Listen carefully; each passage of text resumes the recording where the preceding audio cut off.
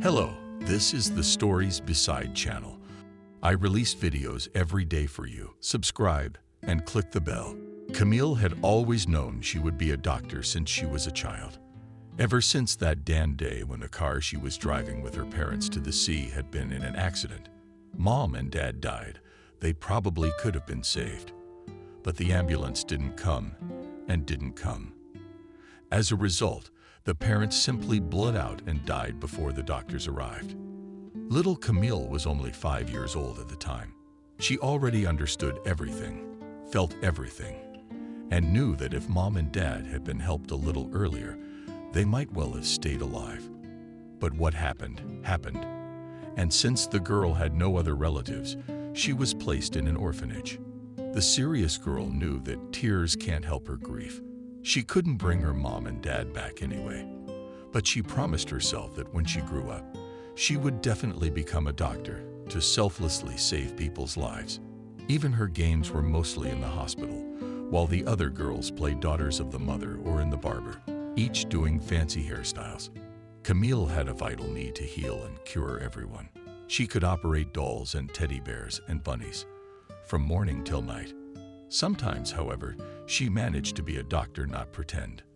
The girl willingly bandaged orphanage children with cuts, tape-plastered wounds, smeared special ointments, bruises and bruises. She was provided with medical supplies at the nurse's station. When the orphanage nurse realized that the girl needed all those bandages and absorbent cotton, not for fun and games, but for real health, she willingly let her take care of the other children. "Oh, that makes me feel better," the nurse laughed. "They were always coming to me for all sorts of nonsense and whining. At least now I can get some rest." Camille grew up to be a clever and responsible girl. Her peers thought she was boring because she rarely took part in traditional work activities, just sat and studied all day long. She was well aware that she had to graduate from high school with excellent grades in order to enter medical school. Looking at how the girl sits diligently over the books or studying a large medical encyclopedia brought from the library, teachers and educators shook their heads. And why all this trouble? It is not necessary to become a doctor. You could work as a nurse. Go to an easier college or something. Isn't the bar too high? You're setting yourself a little high, aren't you, girl? But Camille stubbornly raised her chin and said, "No, I'm going to be a doctor, and only a doctor." Even in high school, when the other girls began to be very interested in boys, to show off, run in the disco, and go on dates, Camille remained a black sheep. She wasn't interested in all that love stuff. They tried to woo her too, of course. The girl was sweet and pretty, but none of the suitors ever succeeded. Camille invariably turned them all down with a polite smile. In the end, the boys themselves gave up on her. Yes, she was a frozen fish. They spoke with disdain. No emotion, no interest. It was probably disgusting to even kiss her, like a cold frog. There was one kid, though, who wouldn't give up until the last minute. His name was Stephen, and he had been secretly in love with Camille since first grade. He paid her every kind of attention. He brought her a bunch of blooming lilacs, a bouquet of wildflowers. He stole apples for her at the nearby market, even wrote poems in secret in class, and wrote them in a thick notebook. All his efforts were in vain. Camille treated him sympathetically, but simply as a friendly classmate, and did not want to see him as a young man in love. Stephen even considered going to medical school to become a doctor. That's when the girl would finally pay attention to him and notice. But unfortunately, this dream had to be forgotten. You can't become a doctor without an excellent knowledge of chemistry and biology. And he had problems with that. Stephen assessed his chances soberly and realized that there was no way he would get into medical school. Then he had another dream, to become a firefighter. "I too would save lives," he said. "Camille, that's very good." Seriously, Camille nodded. Saving life is the noblest human destiny. Still, she did not let the young man too close to her, as if she herself feared becoming attached to him. Finally, it was time for the final bell. The exam, the graduation party. And now the boys and girls of yesterday had become independent girls and boys, released from the orphanage walls into an independent life. Fledglings who have fledged from the nest. Many of Camille's classmates cried. They vowed not to forget each other, to call and see each other. Camille had no regrets about leaving the orphanage. She couldn't wait to start a new life. The state allocated graduating orphans a place of their own. Camille got a tiny one-room apartment on the edge of town, but she was glad she did. After the orphanage, where no one had a corner in which to be alone, she was finally the rightful owner of a personal little home. Camille got into medical school easily at the first attempt. She couldn't even believe it herself. And so began intense and filled to the brim the days of studentship. Who was to say that female students lead a wild, riotous lifestyle? Maybe at other institutions it was so. But med students clearly didn't have a lot of fun. They didn't even have time to sigh. It was hard, exhausting, but at the same time terribly interesting. Camille did not faint at the sight of blood, as some of her peers. She calmly walked into the anatomy department and watched the autopsies being performed. Unperturbed and cold, like a snow queen, her classmates whispered about her when they looked at the corpses, and not a muscle in her face would flinch, as if her heart were really made of ice. At the institute, as at the orphanage, Camille didn't get close to anyone either, didn't make any girlfriends or friends. No wonder she was soon nicknamed an upstart in her class. Fortunately, she didn't care about gossip. From the very first session, Camille began to receive an advanced scholarship as an honor student. But still, as it turned out, money was catastrophically insufficient to live on. Previously, in the orphanage, the girl did not think about where all these goods of life come from. She always had a piece of bread and butter and a bowl of hot meat soup. The orphanage management provided all of its residents with clothes and shoes, toys, books, and medicine. Now, having become an independent Camille, she realized with horror that every month she literally wasted a lot of money on nothing. And while some of the expenses were borne by the state, such as utility, water, gas, and electricity bills, which sent a shiver down her spine, there were still plenty of other expenses. Mobile communication with the internet, not to mention just buying herself the basic necessities of food: potatoes, pasta, bread, oil, salt, sugar. Camille even tried to wear clothes so that they did not deteriorate, not decay. And spoiled shoes she did not throw away, but carefully glued super-strength glue. And she wore them until they literally fell apart on her feet. It became clear that she had to find a job, or rather part-time, to combine it with her studies. Options for students who all day lost in the institute for classes were many, but all the night cashier and a convenience store waitress, call center operator. There were even wilder options like escort or striptease, but Camille, of course, did not even consider them. She dreamed of working in the ambulance, but they did not accept students under the 4th year.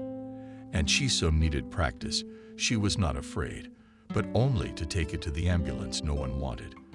And still one day fate smiled on her, and she did not do without the help of the head of the department. One day during recess, he noticed in the institute cafeteria that Camille diligently counts As the girl took a modest seat at the table in the corner, Christopher approached her decisively with his tray and nodded to a nearby chair. "It's vacant." Camille nodded, though frankly, she wasn't too happy to be in the neighborhood. Chewing on a crust in front of the head of the department was a dubious pleasure. What if she choked and coughed? But not to jump up and run away. Now she'd had nothing in her mouth this morning, and her stomach was already cramping with hunger. As luck would have it, Christopher's tray was full. First course, a second, and a compote. Camille stealthily sniffed at the rich aroma of borscht and sour cream, and gulped hungry saliva. And how appetizing the cutlet looked on the plate of the head of the department. He took a bun for himself, too. No, it was just some kind of mockery on the young and hungry body. Without saying a word, Christopher silently moved his tray toward Camille. "Eat, Camille," he said sternly. Camille didn't even understand at first. Thought she heard him say, "Excuse me." Reluctantly, she asked again. I say eat now. It hurts to look at you. You are already shining through. You'll drag yourself to exhaustion. Camille burst out in humiliation. God, how ashamed was she? It was one thing to starve quietly by herself, and another when it was noticed by others. Christopher must have noticed her staring at his tray. How embarrassing. Thank you, but don't, Camille said. You must have misunderstood me. I'm not hungry at all. In fact, I was just about to leave. She tried to jump up and almost knocked over her glass of tea, which she hadn't even touched yet. But a sharp shout from the head of the department made her freeze in place. Sit down, Camille angrily. He exclaimed. Sit down at once. Don't play games with me.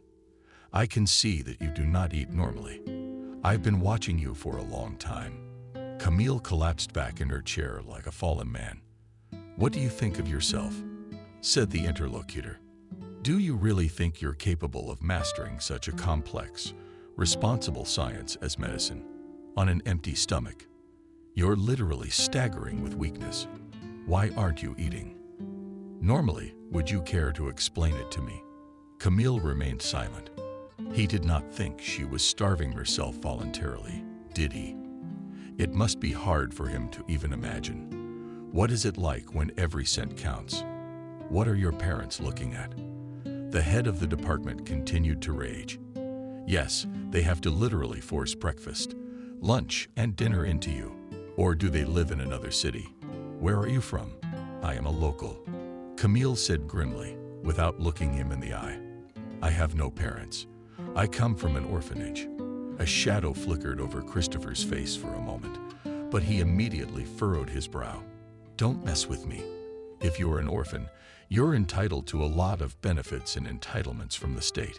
Camille grinned at his naivety, not as much as one would think. For some reason, many people believe that all former orphans cannot work at all, live happily ever after, and make money with a shovel. But in fact, even in order to draw a single benefit, you know how much you have to run back and forth with the paperwork. And you are constantly denied some pathetic certificate is missing. The curlicue put in the wrong place signed. You need to have nerves of iron to overcome all these bureaucratic hurdles, and it takes a lot of time. You know, I study during the day. I don't have a lot of free time. Christopher's look softened a little. He gently pushed the tray toward her again. You eat, Camille, he said. I ordered lunch especially for you. Camille flared up to the roots of her hair. Why? I don't need it. Did you ask her? Christopher shook his head. I'm not hungry. Luckily, my wife cooks for me and gives me homemade food to take to work. Camille hesitantly picked up her spoon. She was still uncomfortable, but the smell of borscht made her head spin. Bon appetit, Christopher said softly, and Camille brought the spoon to her mouth. God, what was that borscht? A song of symphony. Camille even held it in her mouth for a while without swallowing, as if she were trying to memorize the taste. The first spoonful was followed by a second, followed by a third. Camille, before she knew it, had eaten the whole plate with great pleasure. Christopher silently moved the second plate to her, and she did not hesitate to start mashed potatoes and meatballs. When she had finished the second course, the head of the department silently gave her a compote and a bun. But Camille realized that she had had enough. Thank you. To me, quite timidly said the girl. It was very delicious.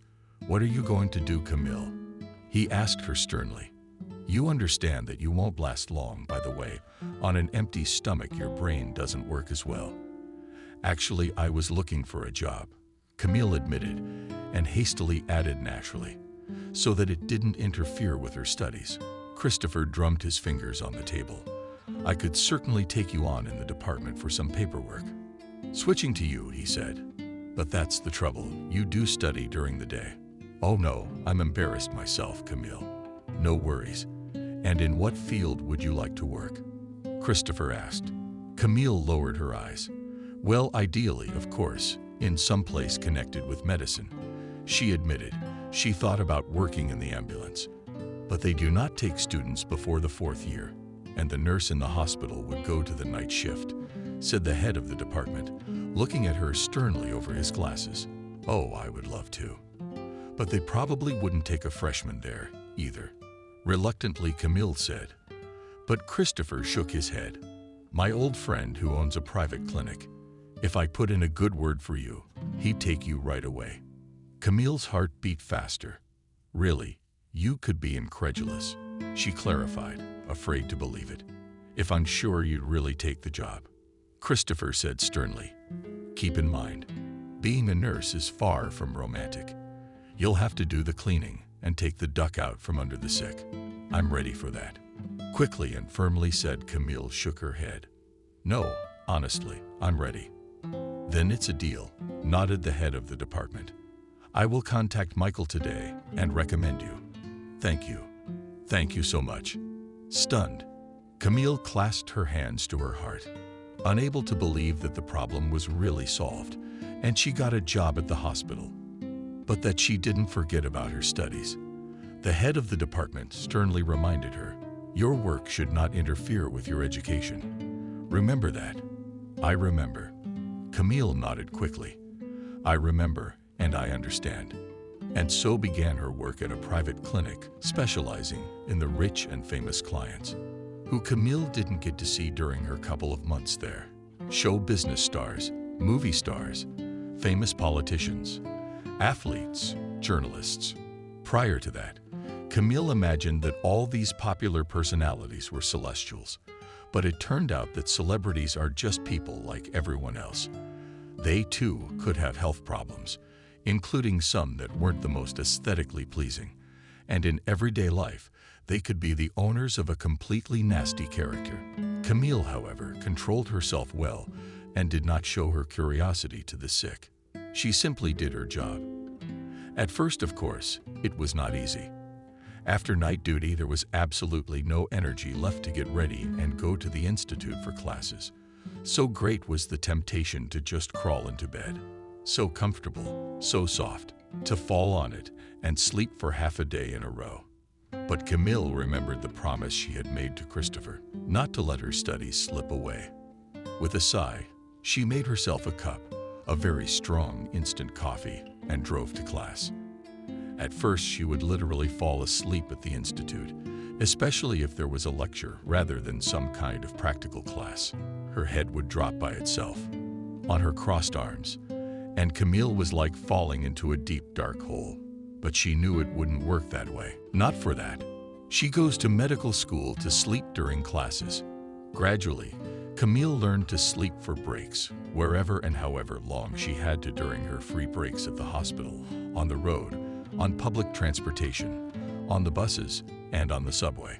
She was quick to fall asleep, and also quick to wake up if the situation demanded it. Of course, it was physically difficult to cope with the lack of sleep, but she consoled herself with the fact that, for example, young mothers who have infants in their arms constantly exist in such a mode and do not sleep through the night, sleeping part-time.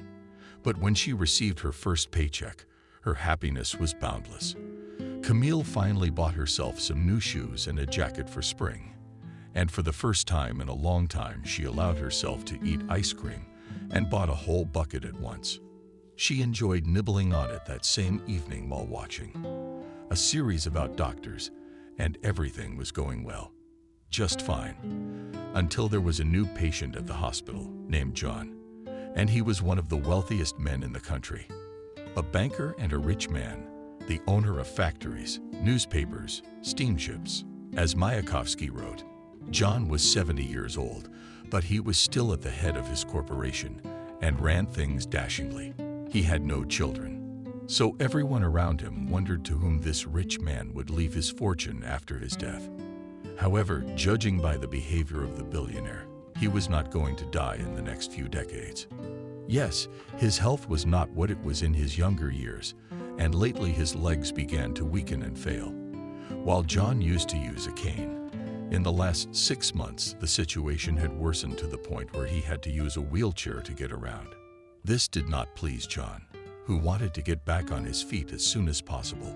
That's why he went to the clinic where Camille worked as a nurse. John had to undergo a complex spinal surgery, which promised to restore his ability to walk normally. From the very first days of his stay in the clinic, John showed everyone his bad temper. He was rude to the doctors. He was rude to the nurses. He didn't even consider the nurses as human beings. He chased the staff back and forth like slaves. They were afraid to argue with him. He was important and wealthy. It would have been reckless to miss such a big fish. But it was getting harder and harder to put up with his shenanigans. One day, Camille was doing wet cleaning in the room next to John's, and suddenly she heard a noise, the clinking of broken glass, a woman screeching, followed by loud male cursing. Frightened Camille rushed to the next room and ran out to meet her frightened, crying nurse.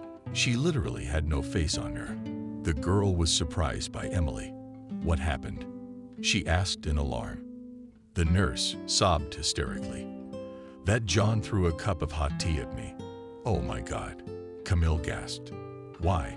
Because he didn't ask for tea, he asked for coffee. But he can't have coffee. The nurse sobbed pitifully. Her heart isn't what it used to be. His blood pressure is already high all the time. At this time, there was an angry growl coming from the room. Where is she? Where is the bitch? You'll be out of the hospital like a sweetheart. You don't know how to work or behave with patients. Such stupid chickens have no place among decent people. Does he think he's a decent person? Camille grinned unkindly. Emily swallowed frightfully. Oh, Camille, I'm afraid I'm going to be fired because of him. Not fired, she said firmly. She was amazed at her own confidence. Let me see if I can talk to him. You what? The nurse was amazed. He's in such a state that he won't even listen to you. He's just gonna yell. You're lucky if he doesn't hit you. Just let him try. Camille got indignant and pushed the door of the room open. John was a man with a thin face and a piercing look of anger, sitting in his chair and looking at her disapprovingly. Beside him was a big burly man, his guard, who never left his master's side. Weren't you summoned here, sweetheart? John snarled sarcastically in a nasty voice. Where's that stupid chicken? Bring her here to me. I'll teach her how to behave with respectable patients. Camille is outraged. What right do you have to be rude to clinic staff? She exclaimed in indignation at this mouth, John. That I'm a customer, and she is a servant. You tell me you're a slave, poked the girl. You behave like a real slave owner. Rude to a woman, throwing dishes at her. Who are you? Her lawyer, John, ironically raised his thick gray eyebrows and gave Camille a close look. I am an employee of the institution, evasively said Camille, knowing that it is unlikely that a simple nurse will serve as an authority for him. Employee, then. John chewed his lips thoughtfully and drummed his fingers on the armrest of his chair. Will you at least get me a coffee? All right, she nodded nonchalantly. Just answer me one question, please. Why? Well, come on, give me your question. I'm bored anyway. John waved his hand. Have you made your will yet? In an innocent voice, Camille asked. John darted his eyes out, and then his face contorted into a grimace of anger. What is it to you? What do you care about my will? You have no place in it. Don't get your hopes up. That's not what I mean. Camille shrugged her shoulders indifferently. It's just that if the will hasn't been drawn up yet, you'd better hurry up. What do you mean by that? A trashy thing sputtering like that. The billionaire is outraged. You want to send me to the afterlife. It's not me. You're sending yourself to the afterlife. Calmly replied Camille. You demand coffee. With your blood pressure. Well, if not fatal, then at best a stroke. Although, frankly, not good. You'll probably be paralyzed and helpless. John wanted to argue something, but when he thought about it, he shut his mouth. John, let me throw her out of here. Immediately, the guard suggested, and Camille timidly stepped back, taking a step. She knew she couldn't compete with such a brat. But John shook his head in surprise. No, wait, I like the brave one. At least she's not fawning over me like all the other workers in this almshouse. By the way, Camille interjected in a slightly shaky voice. It's not very polite to talk about people in the third person. What an upbringing you have, Mr. John. The guard took a warning step toward her, shifting his eyebrows in a stern manner, evidently intending to teach her a lesson. But the master stopped him again with a commanding motion. Look at this. Not afraid at all. What did I tell you your name was? Little one. He turned to Camille, looking at her curiously. Poking the stranger is not polite either, said the girl. Even if that person is much younger than you. John laughed. Look at you. You do not put your finger in your mouth. Well, good for you, he emphasized the intonation of the last word. So what's your name? Darling for you. Camille frowned at the girl. Listen. Listen. Camille, you can't really have coffee at all, can you? I'm a terrible caffeine addict. I can't. You can't go long without coffee, Camille said. I've already given you a perspective and consequences. You'd better drink some herbal teas.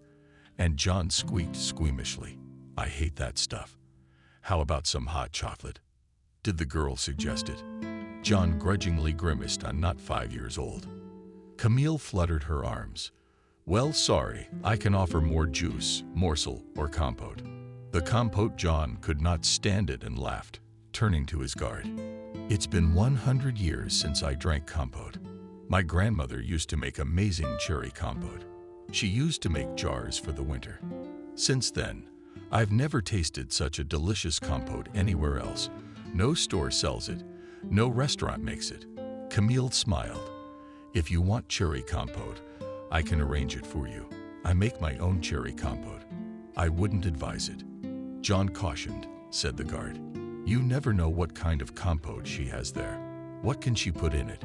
She might. Camille rolled her eyes. There's nothing else for me to do.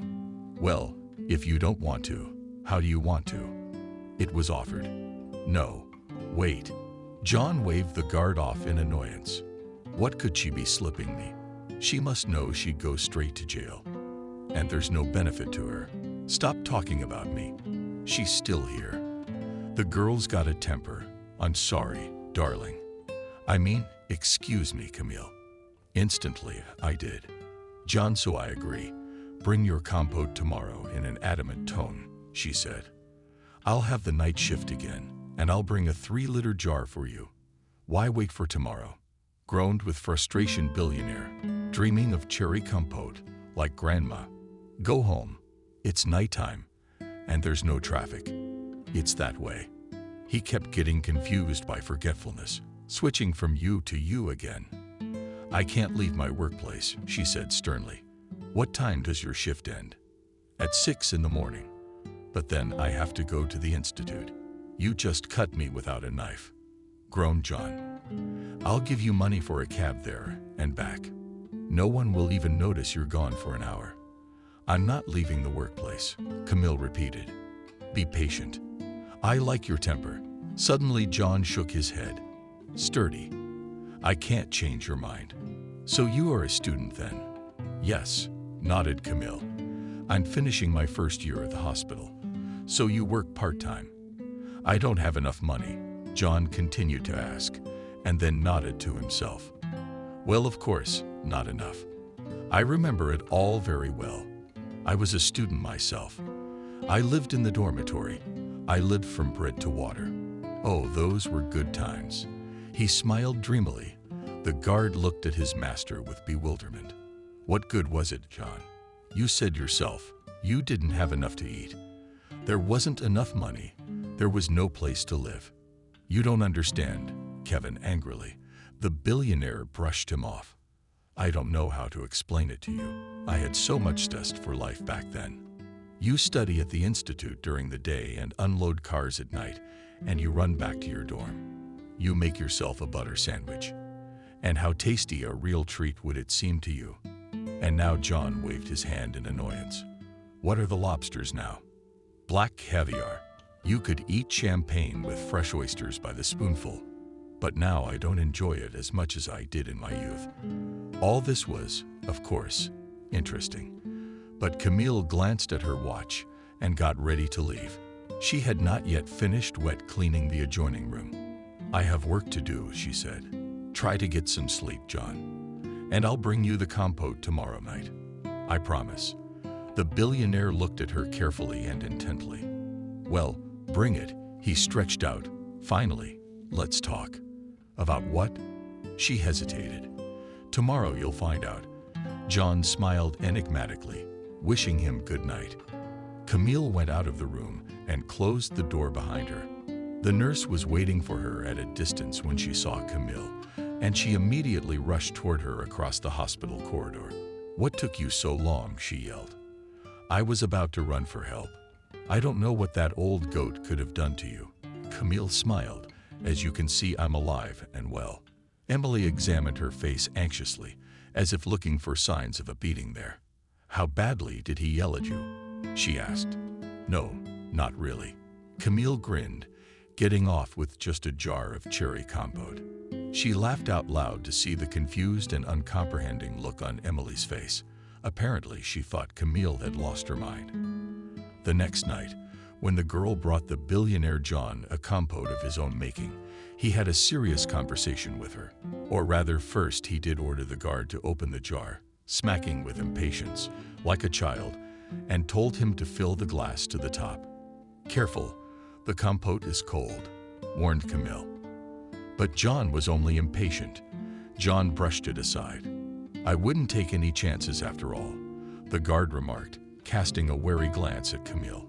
"Who knows what this compote is made of? What berries?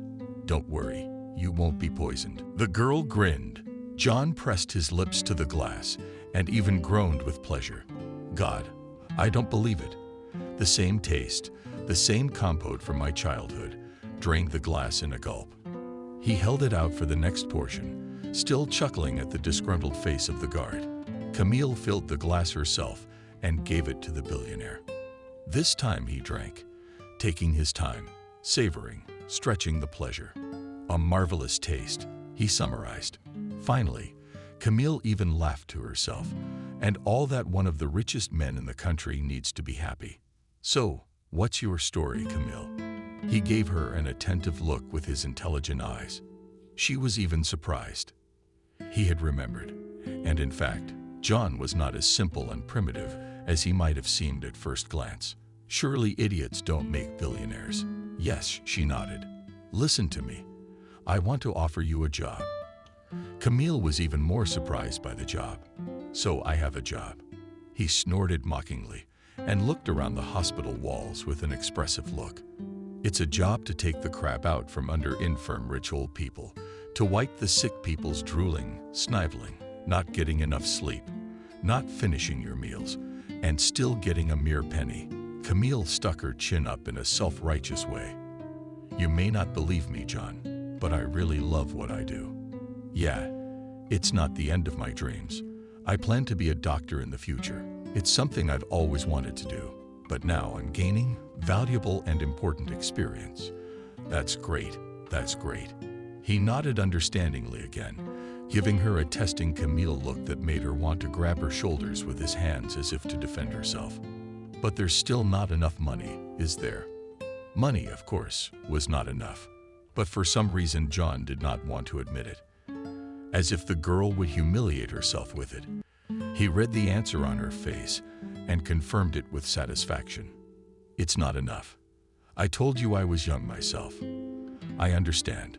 So much is needed, so much is wanted, and there is no way to buy. And even more so for a girl. Cosmetics, outfits, shoes, handbags. It's not about the money. Happiness." Camille didn't object very convincingly. "Yesterday, you were reminiscing about how delicious a sandwich with butter seemed to you when you were young, weren't you?" "I did." Quietly, John nodded. "But it wasn't about what I ate. It was about how old I was." Camille was beginning to tense up about this conversation, and she was beginning to think about getting out of here gently. She kept her promise. Brought him the compote. Now let everybody leave her alone. And at that moment, John suddenly opened his mouth and called out the number 2000. Camille didn't even immediately understand what he meant by that. 2,000, she asked again. "That is how much I will pay you per month, if you agree to work for me." She thought she had misheard $2,000 a month. And what would I have to do for that?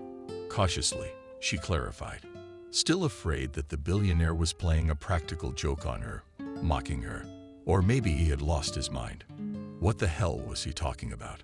Practically the same thing you're doing now in the hospital. Only more skilled nursing work. I need a personal nurse to monitor my condition after surgery, give medications, give injections if necessary to monitor my nutrition and physical condition. In general, something like a live-in nurse, of course, he added. I live out of town in a big house. You can't go back to the city every day. Besides, sometimes I might need an injection or get sick in the middle of the night. Camille's stomach immediately sank. Barely had time to surge. Hope was instantly killed at the root. No, it doesn't suit me. I'm sorry, she muttered. John raised his eyebrows in surprise. But why can't I stay with you around the clock? I have school. I can't miss class. I don't want to miss classes either. Camille threw up her hands, feeling both guilty and unhappy at the same time. To think 2000. It's the second half of May. John reminded her nonchalantly. The end of the school year is not so much left. When you have a session in June, you'll pass your exams and voila, you'll move in with me for the summer.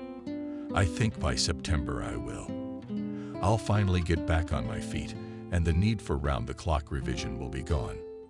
But I'm just finishing my first year, she reminded me. I'm not allowed to give medical care, especially not for money. No big deal. John waved his hand nonchalantly. I'll arrange it. We'll put you on the contract, just as a nanny or a housekeeper, just a couple of trifles. Camille still hesitated.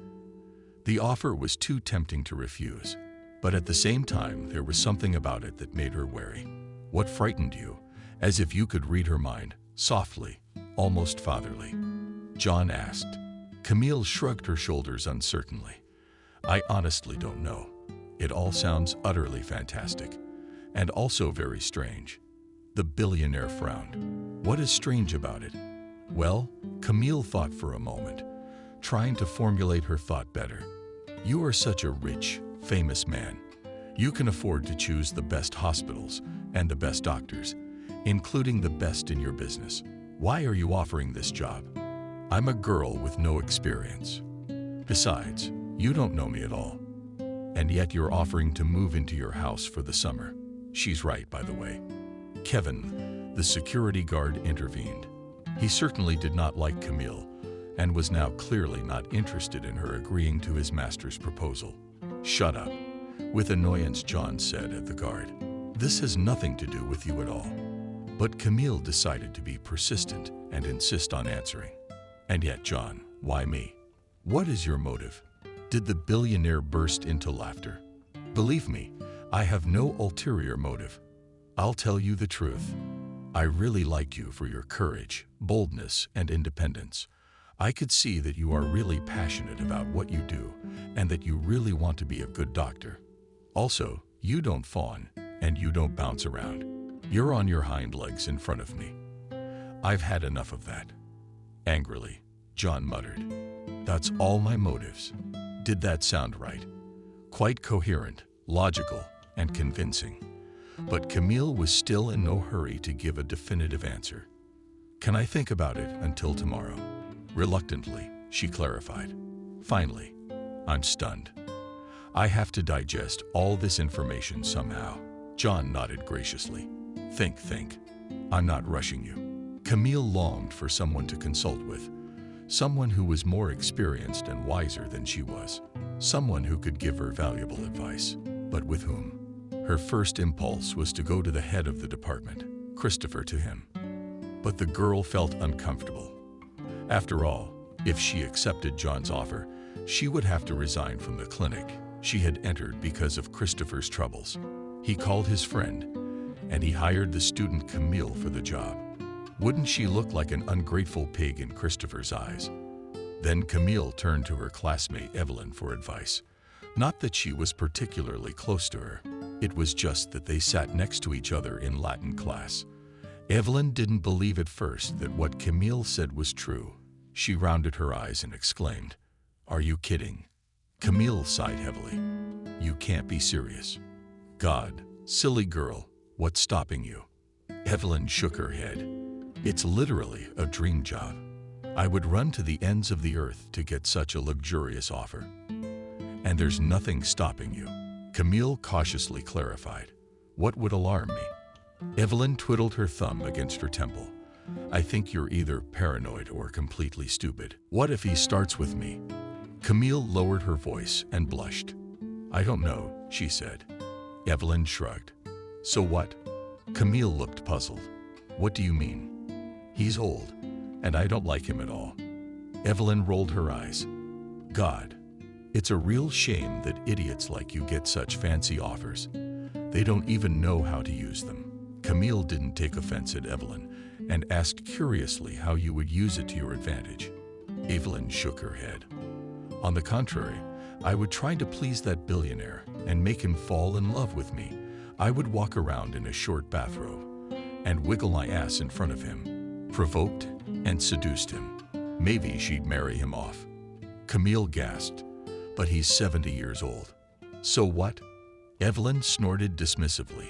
Incredible wealth automatically turns him into a young, handsome man. All the more reason it's even a good thing that he's old, will die, and his entire fortune will go to an immaculate widow. You, what are you talking about? Even to listen to disgusting, grimaced Camille. I'm not like that. Well, yes, I'm not like that. I'm waiting for a streetcar. The holy soul on crutches mockingly stretched Evelyn. God, where do such idealists come from? In general, I'm not going to give you any more advice. But if you refuse the job, you will be a fool. Just so you know, Evelyn said so. Better yet, give me that billionaire's number. Maybe he could use me too. And with a wink, Evelyn laughed, for which both girls were immediately reprimanded by the teacher. It turned out that the Latin class had already begun. After suffering through the evening, Camille finally decided to say yes. She was scared. For some reason, it felt like she was making a huge mistake. Although she could not explain the reasons for her own excitement, she had no real arguments against it, just banal female intuition. As it turned out, her intuition did not let her down. In fact, at first everything seemed quite decent. John quietly gave Camille the opportunity to finish the course and pass the session. He had already undergone surgery and had been discharged home. When the girl passed her last exams with flying colors and timidly dialed John's number, which he handed her along with his business card, he got right to the point. So, you're free until just before September 1. That's fine. I'll send a car for you right away. Oh, like a car. Camille was confused. Just like that. I'm not ready yet. I haven't even packed yet. And why do you need things? Sincerely surprised Billionaire. Well, how? You need something to wear. And the little things. Shampoo, a brush, a toothbrush. It's all nonsense, laughed into the tube John. You don't even have to worry about clothes. I'll give you a uniform, like all my employees, and I have an unlimited supply of brushes, shampoos, and other hygiene products in my house. A housekeeper procures linens, towels, an iron, and a hairdryer. They'll provide you with all that too. Well then, maybe I'll take my books and textbooks with me. Even more confused, Camille said, I'll study at my leisure. All right, you can take the books.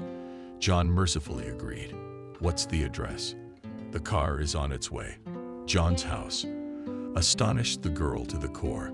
It was not just a mansion, but some kind of medieval castle, surrounded by a strong, almost fortress-like wall. She was driven by a silent driver, who did not utter a sound during the entire trip. The luxury car pulled into John's property and slowed down. Camille grasped the handle. The doors were about to get out of the car. But then the driver raised his voice for the first time. Don't. I don't understand, Camille. Don't get out yet. There are dogs running around the territory. A stranger could tear them apart. Camille involuntarily shivered. Wow, how harsh. And what to do? Now they will be driven into the enclosure, and then the dogs will gradually get used to you. She would be free to leave the house and go outside.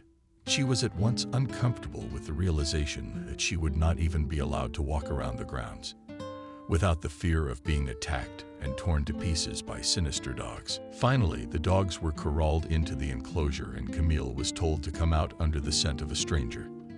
The dogs threw themselves on the bars of the enclosure and barked frantically at Camille. Quickly she walked past them, pulling her head into her shoulders. Only once she cowered in that direction and died. How huge and intimidating did those dogs seem to her. She didn't even know what kind of breed they were, but the dogs were the size of calves each. Such a start was somewhat discouraging and upsetting to the girl. Her mood immediately soured. At the house, however, she was welcomed with cordiality and affability. The smiling housekeeper showed Camille into the room allocated to her and handed her a set of home and night clothes. "Make yourself at home, won't you?" She nodded at Camille. "It's okay that I'm poking. I don't think I'm much older than you. I'm 21 and you're 19. That's fine. My name is Jenna. I'm Camille. I know John warned me. I'm sure we'll be friends." Jenna winked. "Because I don't have any friends in the house. The cook is an older woman and the rest of the employees are men."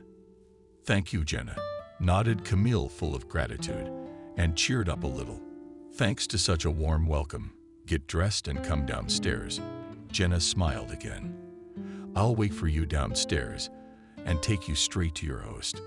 Barely had Camille unwrapped the sets of homeware she had brought, and she almost fell short. Yes, it was a very frank robe, short to the point of obscenity. She immediately remembered the words of her classmate Evelyn. "I would walk around there in a short robe. I would wiggle my ass." Provoking and seducing. Wow, it's like she saw it coming. No, wearing this obscenity was absolutely impossible to shake. Camille stayed in her jeans and t-shirt. When she went down to the first floor, she came across Jenna's disgruntled stare. "What's the matter?" Coldly, she asked. "Why didn't you change? Have you seen these clothes yourself?" Camille asked, lowering her voice. "There's some kind of prostitute's outfit," Jenna hissed through gritted teeth.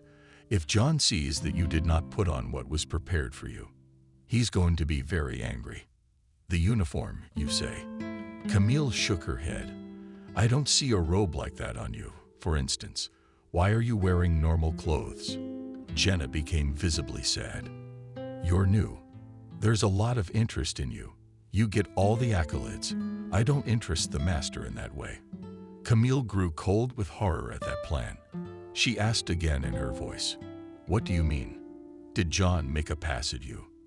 Did he make you perform intimate services of any kind?" Jenna seemed to regret her own sudden candor. "Why are you so uptight right now?" "You fool," she laughed. "Don't make up your own mind. No one is going to molest you. John between us has long been unable to lead a full life as a man. Well, you understand me, I hope. Then what's all this for?" Camille curled her lips squeamishly, remembering the robe offered to her. If he hasn't been able to for a long time. I mean, he just likes to look at young, luscious girls. Silly Jenna shook her head. "What's it got to do with you?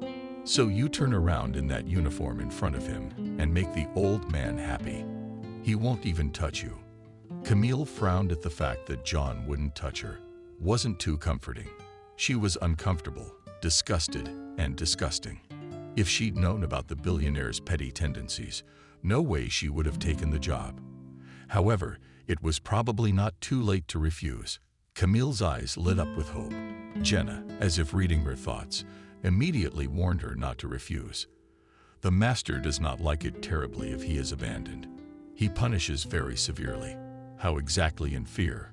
Camille clarified. "Feed it to his dogs," seriously stated Jenna. But when she saw how pale the girl went, she immediately laughed.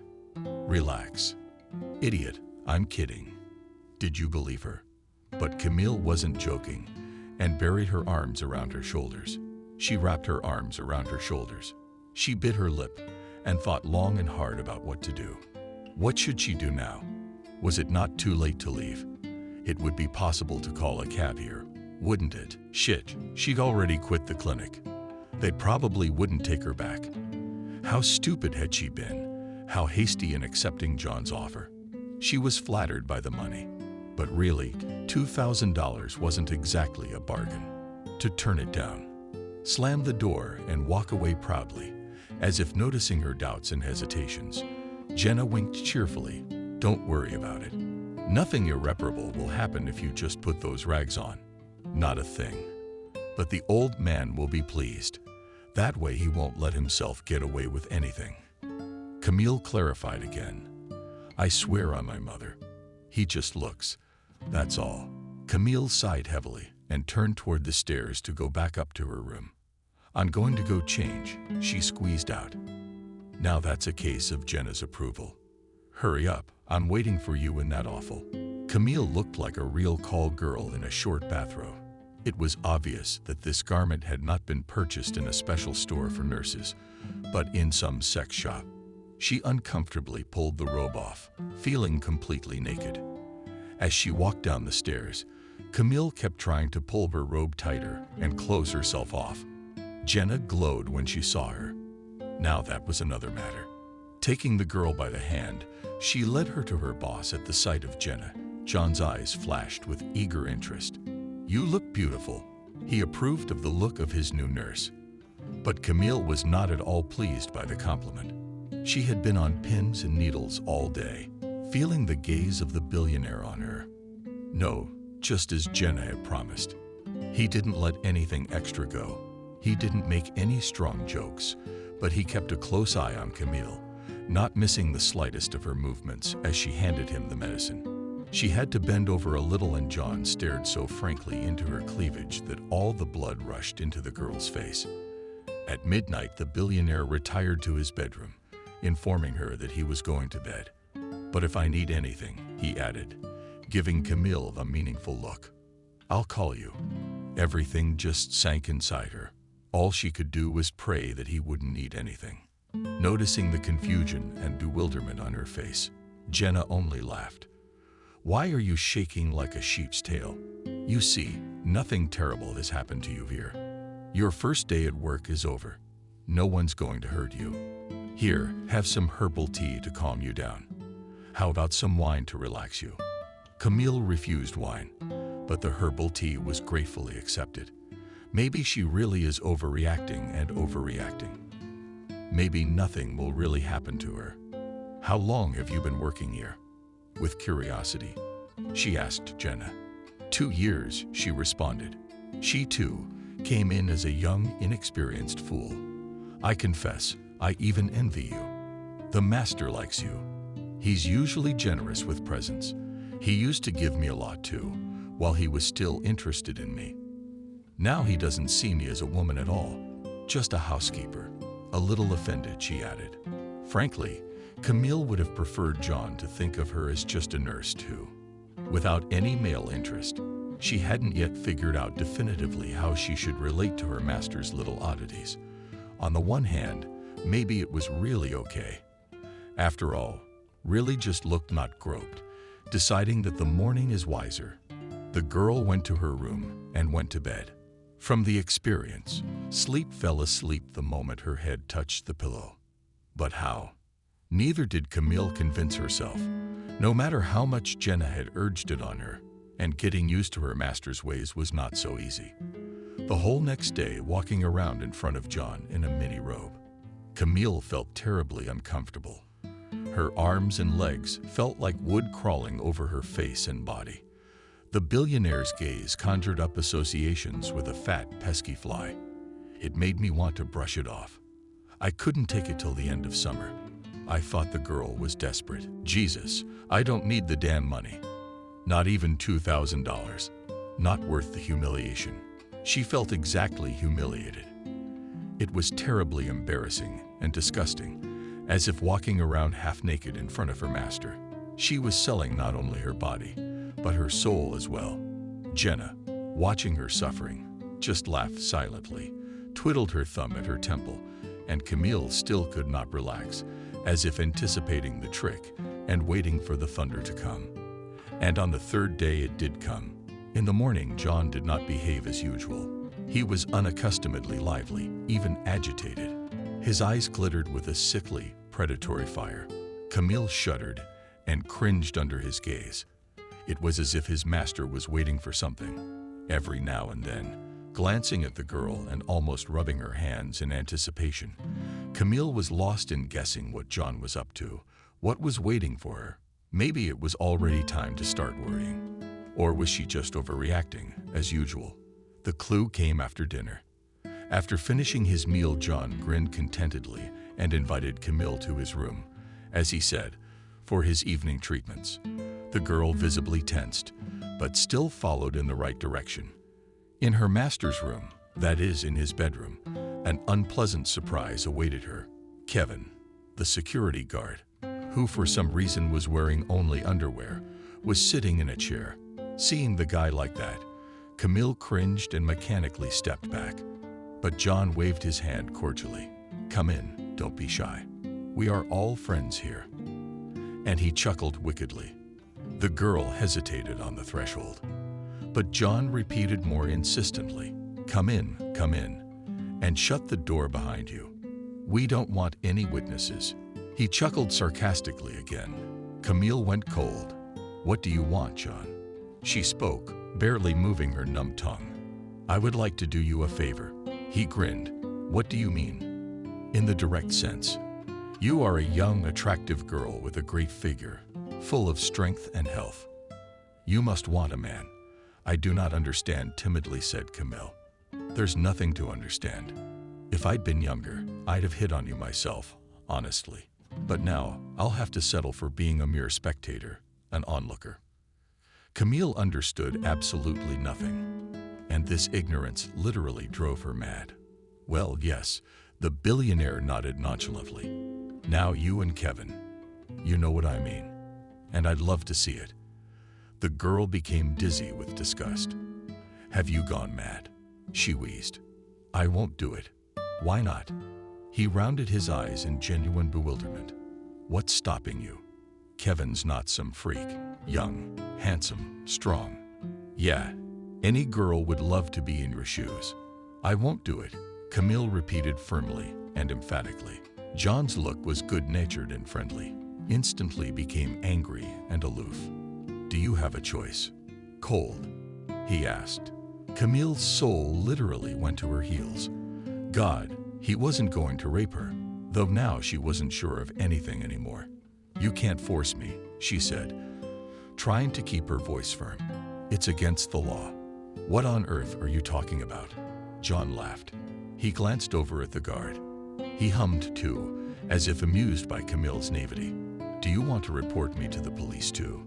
Camille took a breath at the police. "I will not report, just go away. I am a free man, not your slave." "Oh, what a temper." John looked at the guard again. "Fire, wench." Then he shifted his gaze to Camille again and dropped it sharply. "You're not going anywhere." "What do you mean you won't?" Confused, Camille interrogated. "Are you going to hold me down by force, or what?" "Then I would really have to go to the police." John laughed mockingly. "Seriously?" "Yes, before you get to the nearest police station. You'll already be arrested yourself." Camille was speechless for a moment. "Arrest me? What for?" "For stealing an antique gold watch with diamonds. A museum rarity, by the way." John showed her the gleaming watch on his hand. "But here it is," muttered the girl bluntly. "I didn't steal anything." He spelled it out for her, as clearly as an unintelligent child. "As soon as you leave this house, the watch will mysteriously disappear too, and I'll have reason to believe that it was you who stole it."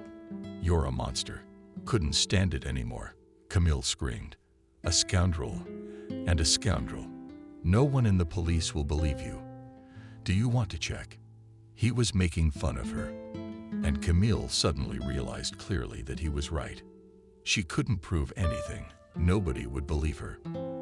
And the watch, if necessary, would be slipped into her pocket. It's ridiculous to compare John and her. He's got connections all over the place. What's the idea? A little mockingly asked the billionaire, mistaking her silence for agreement. "That's the same thing. You'll have to be more cooperative." Kevin dragged her to bed. But the moment the big man took a step toward her, Camille came to her senses and jumped away briskly. The guard managed to catch her by the hem of the short robe, and it instantly slipped off the girl, leaving her naked. "I'll scream," Camille shrieked. John shrugged his shoulders. "All right, all you want. There's no one in this house who's on your side. There are my people all around." Camille desperately tried to run out the door, but Kevin blocked her passage with his broad shoulders, flailing the girl in a panic. She looked around at the window, and a stray thought crossed her mind. What if the floor was the second one? It was unlikely she would crash or be hurt, but it was still a little frightening. She had no time to think about it, though. Kevin was approaching her inexorably, arms outstretched, about to grab her in his arms. In desperation, Camille rushed to the frame, flung open the window, and in a second flew onto the windowsill. The last thing she heard was a mocking cry. "Jono, come on, Kevin. There's no way she's just drawing." "I know she wouldn't." And the second she did, she jumped. Subsequently, Camille herself couldn't quite remember how she had managed to run past so many obstacles. First, the dogs, she was sure that they would attack her the second she was on the ground. But she'd made it as far as the stone fence before she turned around and heard something behind her. Camille saw 2 dogs. Her heart sank in her heels, not really knowing what she was doing. She knelt down and held her hands out to the dogs, palms up, letting them sniff her. "Let go of me, please." In a shaky voice, she asked, as if counting on them to understand. The dogs were silent, but made no attempt to take hold or bite. Camille, afraid to believe she was saved, began to climb awkwardly up the trunk of the nearest tree, clinging to the branches to climb over the fence. The twigs, rough and sharp, scratched her exposed skin painfully. In addition, her foot hurt after jumping from the window. I think she had twisted it. But now, Camille had no time to feel sorry for herself. The only thing she could think about was how to get out of here as quickly as possible. Second, the top of the fence was stacked with shards of glass against thieves, but probably on adrenaline. Camille didn't even feel any pain as she climbed over the fence, and only when she jumped to the other side did she feel a burning sensation. And she discovered in the dim light of the moon that her body was streaked with deep cuts from which blood was already beginning to ooze. Thirdly, she was soon being chased. Apparently, neither John nor his guard could even think that this wayward maiden would really think of escaping. They assumed that she simply didn't have the courage to leave John's property with no clothes, no papers, no money.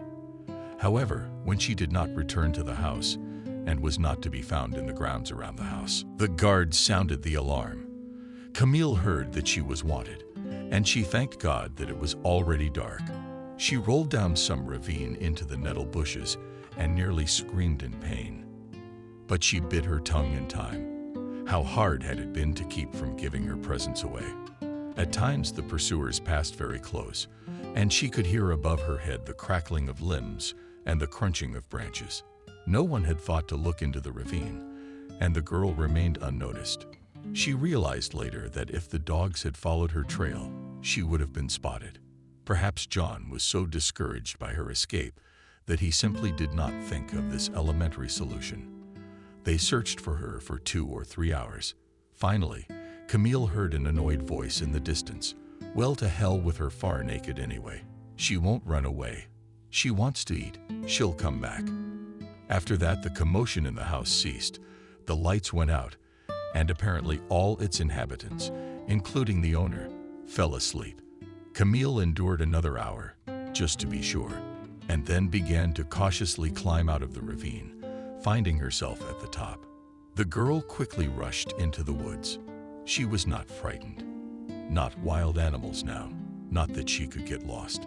The main thing was to run away from this monster, John. Stumbling into a small stream, Camille washed the fresh blood off her body and cooled her skin a little. Blistered from the nettles, she wandered barefoot for a while straight down the bottom of the creek to throw the dogs off her trail. If they did start looking for her in the morning, they would look for her with renewed vigor. By the time she got to the edge of the forest, it was light. Birds were singing deafeningly. The grass glistened with dew. Camille was pounded by chills. She was terribly cold, but she wandered on and on, afraid to stop. What a sight she must have had. A forest witch, a kikimora, a moorland baba yaga. If anyone saw her now, for sure, would go gray with fear. The highway showed up ahead, and here was luck. Right on the side of the road was lying forgotten by someone, an orange work vest. Camille greedily grabbed it and immediately pulled it on herself, trying to keep warm. Only now did she finally realize what she had gotten herself into. She had run away from the billionaire John's house, leaving her papers with him. What should she do now? Go to the police.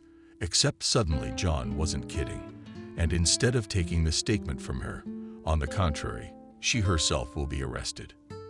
Camille helplessly covered her face with her hands and burst into tears, going straight down to the dusty track. Her strength suddenly left her at once. She had been through too much last night. There was no telling how long she had cried like that. She only came to her senses when a huge fire truck appeared on the highway. Camille, staggering with weakness, rose on unsteady legs and waved. "I'm begging you to slow down." Stopping passenger cars she would not dare. After all, she was alone, half naked, with no money. But she could still count on the firemen to help her. Maybe they could give her a ride into town. Apparently, they were on their way back from some fire because the siren wasn't on. All she had to do was get home. Camille always gave her spare keys to the apartment to a neighbor, just in case, so she could get home for sure. And then she would figure out what to do. What to do, how to return the documents, and in general how to live further. As long as that scoundrel John did not really report her to the police, he wouldn't dare, or would he? The door of the fire truck swung open, and Camille suddenly heard a surprised, but so familiar voice. A voice from Camille's past life. "Camille, you looked closer," the girl gasped. "Stephen." Well, of course, it was Stephen, a former shelter, a friend, a classmate long ago and wholeheartedly in love with her, and with whom they had not seen each other since graduation. Well, apparently he'd become a firefighter after all, just as he'd intended. Stephen stared into Camille's weeping face, examining her frail figure, barely covered by a single orange vest, and her scratched and reddened hands and feet. The joy on his face gradually gave way to anxiety and concern. "What happened to you? Where did you come from, worried like that?" he asked. She shook her head helplessly. "It is a long story." "Nothing." Stephen's eyes gleamed with some kind of hard gleam. "I am in no hurry." "Who hurt you, Camille?"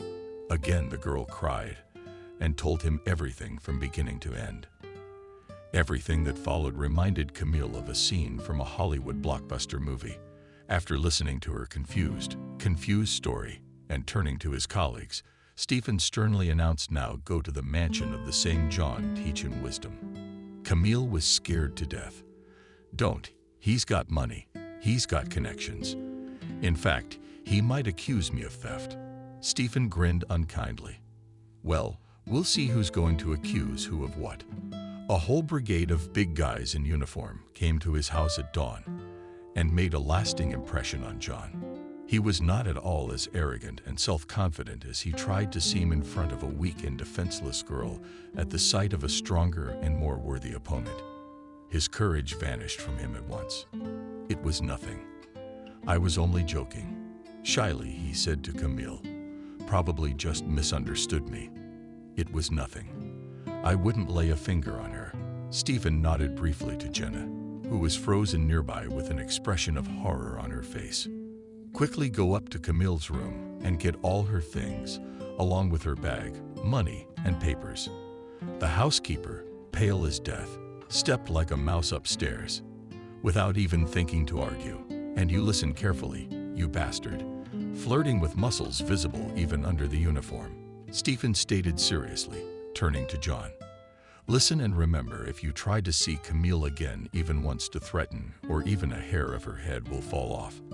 I'll bury you in the nearest woods and I won't get anything for it. Grimly, he promised. I'm better connected to the police than you. Thank God. And no money can save you. My friendship with the authorities is more important than your stinking money. You got it. Or do you want me to fist you? I got it, John muttered, looking away. I told you. The guard hissed in displeasure. That you shouldn't have messed with that fool. How I knew she'd be nothing but trouble. Meanwhile, Jenna had brought all her things and Stephen, giving a command to his companions, left the billionaire's mansion.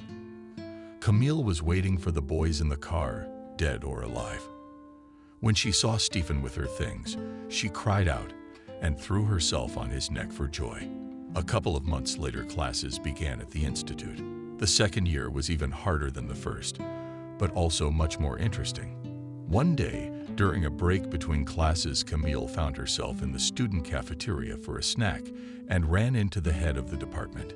She was no longer afraid to meet and no longer shy to look him in the eye, because she had long ago returned to work at his friend Camille's clinic. He smiled at her as if she were an old friend. I see that you no longer make do with a dry cake and tea for lunch. Camille smiled, embarrassed. My husband doesn't allow me to starve. Strictly makes sure I eat well. Is that how you got married? Congratulations, Christopher smiled. I am sincerely happy for you. I hope you have chosen a worthy man as your mate. The happy girl smiled back, secretly glancing at the ring on her finger. She couldn't get enough of it.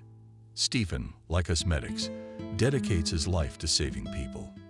He's a fireman. Oh, well, then it's definitely a worthwhile choice. Christopher made a serious face. I never doubted you, Camille. Say hello to your husband and thank him for his important and dangerous work. He too is worthy of a girl like you. Well, I'll leave you to it. I'll see you later. The head of the department went about his business, and Camille immediately dialed Stephen. Only when she heard his voice did she whisper that she was madly in love with him. I love you too, the little guy said quietly, trying not to let his partners hear their conversation. The boy was embarrassed in front of the stern men. Explaining his love in Camille was enough. She loved and was loved, and that was all she needed from life.